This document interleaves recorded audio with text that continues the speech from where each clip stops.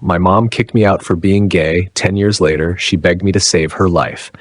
When I was 17, my mom chose her church over me. 10 years later, she chose me because I was her only hope to stay alive. I still remember the exact moment she said it. Her eyes didn't flinch, her voice didn't crack. She just looked at me, stone cold, and said, "You're not my son anymore." I was 17, still in high school, still figuring out who I was, still hoping maybe, just maybe, my mom would understand, or at least pretend to. But no, she stood in the kitchen with the Bible in one hand and a trash bag in the other. My clothes were already inside it. "You want to make choices that go against God's will?" She snapped. "Fine, but not in my house." That house, I helped build that house. Laid bricks with my stepdad the summer I turned 13. Painted the walls with her. Chose the curtains in my room, but none of it mattered. One sentence, "I like boys," and I was garbage on the curb. No one said goodbye. No hug. No "I love you." Just a door slamming behind me and the sound of a lock clicking. I slept on a friend's couch that night, the first of many. For months, I lived in a rotation of pity offers, worn-out futons, and dollar menu dinners. Some nights I didn't eat, some nights I didn't sleep. But somehow I survived. I got my GED, got into community college, worked nights at a gas station, and hustled like hell. And eventually, I made it out. Out of that town. Out of that life. Out of her shadow. I never looked back. Until I got the call. It was from a man I barely remembered. And the words he said made my stomach drop. "Your mom needs a kidney. You're the only match." 10 years. 10 years of silence. And now she wants my kidney? It was a random Thursday when my phone rang. The number was unfamiliar. Area code from my hometown, the one I swore I'd never return to. At first, I almost let it go to voicemail. But some old stubborn instinct, told me to pick it up. "Hello?" The voice on the other end was deep, gruff, slightly familiar. "Is this Elijah?" "Yeah, who's this?" Pause. Then, "This is your Uncle Ray." Uncle Ray, my mom's brother, a man I hadn't spoken to since I left. He was one of those guys who shook your hand too hard and said, "Boys don't cry when you scraped your knee." Why was he calling me? "Look, this isn't easy to say, but your mom's in the hospital. She's not doing well." I didn't say anything, not out of shock. Just, what do you say when the woman who threw you out of her life might be dying? "She's in kidney failure. She's been on the list, but nothing's come through. She got tested against everyone in the family. You're the only potential match." I felt like the air had been vacuumed out of my lungs. This woman disowned me, cut me off like I was an infection, told every family member I was lost to sin. And now she needed a part of me, literally, to stay alive. Why me? I asked. Why not her church? Why not one of the people she replaced me with? Ray sighed. Because her church friends all got tested, no match. And because whether you like it or not, you're still her son. That word hit me like glass in my throat. Son. 10 years of being ignored, judged, discarded, and now when her body was failing, she suddenly remembered I existed? I laughed. Cold. Bitter. So let me get this straight. After 10 years of silence, she doesn't want to talk, doesn't want to apologize, she just wants my kidney? He hesitated. It's not like that.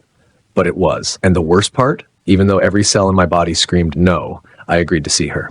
10 years ago, she looked me in the eyes and said I was dead to her. Now she couldn't even look me in the face, and she was the one dying. Walking into that hospital felt like stepping into the past. Same old town, same cold fluorescent lights, same feeling of being watched, like I didn't belong. Only this time, I wasn't a scared teenager with a trash bag of clothes. I was 27, independent, successful, my own man.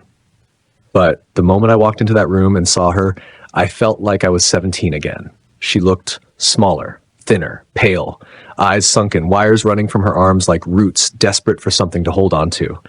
There was a Bible on the tray next to her, of course. And then she turned her head. Our eyes met. And for a second, just one fragile second, there was something familiar there. But it disappeared almost immediately. She didn't cry. She didn't gasp. She just whispered, "I didn't think you'd come." I wanted to say, "You're right, I shouldn't have." I wanted to scream, "Do you even remember what you did to me?" But all I said was, "Neither did I." Uncle Ray gave us the room, closed the door behind him like this was some Hallmark reunion. The silence was unbearable. She stared at her hands. I stared at the window. Then finally she said it. I heard you. Did well for yourself. Yeah. Turns out when you're not constantly being told you're broken, you can actually thrive. A pause. She flinched, but didn't respond. You're angry, she said. You think? Another pause. I'm not proud of how things happened. I leaned in. My voice was calm, controlled, but underneath, rage. Decades of it. You kicked me out for being gay. You let me sleep in a car. You told the family not to help me, and now that you need a kidney, suddenly we're playing pretend. She closed her eyes. Maybe from guilt, maybe from exhaustion, but she didn't deny it. I was scared. I thought I was doing what God wanted. I laughed, not out of humor, but disbelief.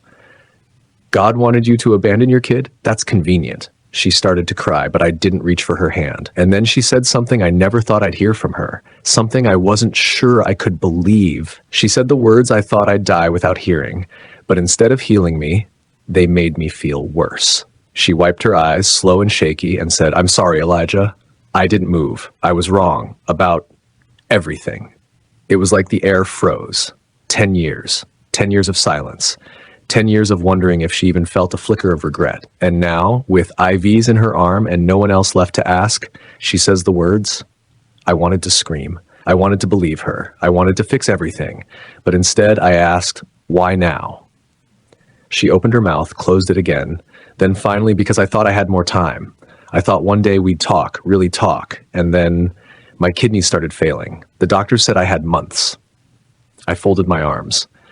So you were planning to fix everything someday, just not while I was homeless, not when I graduated, not when I built a life without you, only now, because now you need me. Her voice cracked. No, I mean, yes, I need you, but not just for that. I'm your mother, Elijah.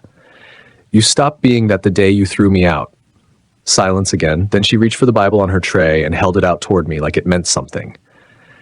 I've been reading the story of the prodigal son again, and I think maybe I was the one who left. Not you. It should have moved me. It should have felt like progress, but it just felt too easy. Too perfectly packaged, like a sermon instead of an apology. What do you want from me? I asked flatly. She didn't say your kidney. She didn't say forgiveness. She said, I want to know my son again before it's too late. And for the first time, I saw something real in her face. Not control, not pride, just fear. Fear of dying, fear of being forgotten, and maybe, just maybe, fear of facing the truth about who she really was. I walked out of that room with her apology still ringing in my ears, but the decision I had to make next, it wasn't just about forgiveness, it was life or death. I spent 10 years building walls to protect myself from her, and now she wanted me to break them for her life. After I left her hospital room, I didn't go straight home. I drove for hours, nowhere in particular, just away. I rolled down the windows, let the cold air slap my face. My phone kept buzzing. Text from Uncle Ray, a voicemail from the trans coordinator. I didn't answer because I didn't know what to say. Let me paint you a picture. You spend a decade healing from a wound someone gave you. They never check in, never send a message, not a birthday card, not even a how are you. And then, just when you've finally stopped bleeding, they show up and ask for a piece of your body. Not just an apology, not just forgiveness, a kidney. And sure, she said she was sorry. She said she regretted it all. But what happens after the surgery? Do we go back to being strangers? What if I gave her a second chance and she wasted it? What if I didn't and she died? That question sat with me like a weight on my chest. I called my best friend Noah. He was one of the first people who ever made me feel safe. He knew what happened. He knew everything. So, he asked, are you going to do it? I don't know, I admitted. Part of me wants to say no, to finally put myself first. And the other part, I paused. Still wants a mother. That silence on the phone, it felt heavier than anything else. Elijah, he finally said, there's no right answer here. But whatever you do, don't do it because you feel guilty. Do it because it's who you are. That night, I looked in the mirror. And for the first time in a long time, I didn't see the scared 17-year-old anymore. I saw a man who had every right to be angry, but also the power to be merciful. So the next morning, I called the transplant coordinator. Test me. Let's see if I'm really a match. 2 weeks later, the results came in. And the moment I heard them, I realized this decision was bigger than either of us. I thought the hardest part would be saying yes. I was wrong. The hardest part was what came after. 2 weeks passed.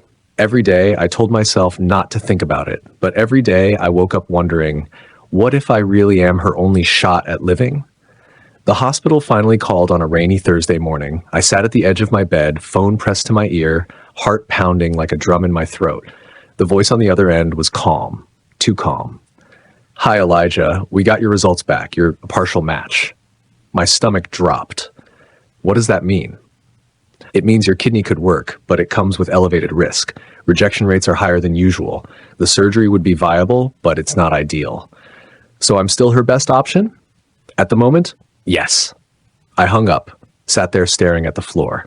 This wasn't black and white anymore. It wasn't just save her or don't. It was risk your health for a woman who once abandoned you. I told myself I'd made my peace with her, that I wasn't doing this for her anymore. I was doing it for me, to prove I was better than the hate she showed me. But now I was being asked to not just forgive her, I was being asked to sacrifice for her. The next day, I visited her again. She looked worse. More tubes, more beeping, skin like parchment, eyes hollow. When she saw me, she tried to smile. It didn't reach her face. "Did you get the results?" I nodded, sat down, said nothing for a long time. Then finally, "I'm a partial match." She looked like she might cry again, or pray, or both. "So, you'll do it?" she asked softly. I looked her straight in the eye. "Tell me something first." "What? If I do this, and you survive, what happens next? Do you disappear again? Do I go back to being a secret, an embarrassment?" She blinked, once, twice, then she said something I didn't expect. "I don't know how to be the mother you deserve, but I want to try." I agreed to the surgery, but what happened after proved to me that words mean nothing. It's what people do when they think no one's watching that shows you who they really are. I gave her my kidney. I gave her a second chance, and then I learned the truth about what she'd said behind my back. The morning of the surgery, I wasn't nervous. I thought I would be. But honestly, I felt calm, clear, because I had made my choice. Not because I wanted her love, not because I thought this would fix us, but because I refused to be the kind of person she once was to me. They wheeled us both in. Different wings, same floor. I remember staring at the ceiling tiles as the anesthesia kicked in and whispering to myself, "You did the right thing, no matter what happens." When I woke up, everything hurt, but not in the way I expected. There was a pressure in my gut, but the pain was secondary, because the first thing I saw was Uncle Ray standing by my bed, looking like someone just told him the house burned down. "She's okay?" I croaked. He nodded slowly. "Yeah, surgery went smooth. She's stable. They said you were amazing." Then came the hesitation. "But Elijah, there's something you need to know." My body tensed. "What?" After the surgery, while she was waking up, I heard her talking to one of the nurses. I don't think she knew I was there. I swallowed hard. Ray looked down, then back at me. His voice was tight. She said, "It's amazing what people will do for you when you pretend to care." I blinked, thought maybe I misheard. "What?" She laughed. "Elijah said you were always too emotional, too eager to be accepted, and that she didn't even have to beg that hard." Silence.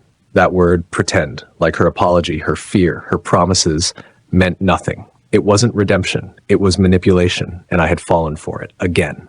I thought I gave her a second chance, but what I really gave her was my silence. Not anymore.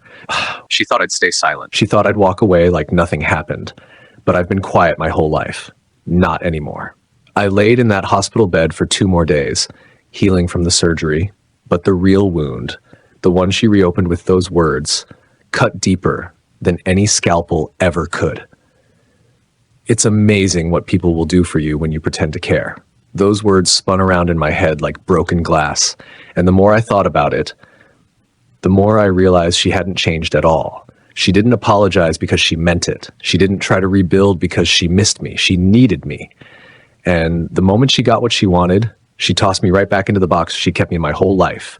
Naive, weak, easy to use. But I wasn't that scared 17-year-old anymore. I had grown. I had survived. I had thrived. And now I was done staying quiet. When I got out of the hospital, I didn't visit her. I went straight home, Sat down and wrote a letter, not to her, to everyone else, to our extended family, to the church folks who whispered about me behind closed doors, to the neighbors who hadn't asked about me in a decade. And I wrote everything.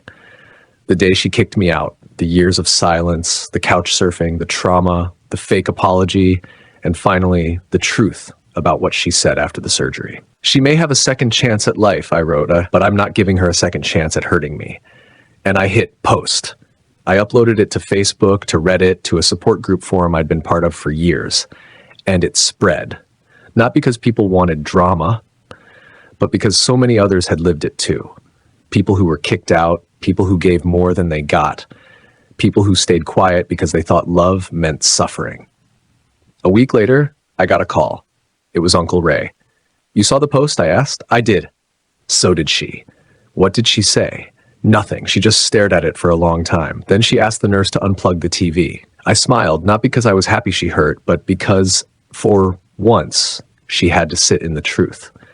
And me, I went on with my life. No grand reunion, no forgiveness tour, no happy Hollywood ending, just peace.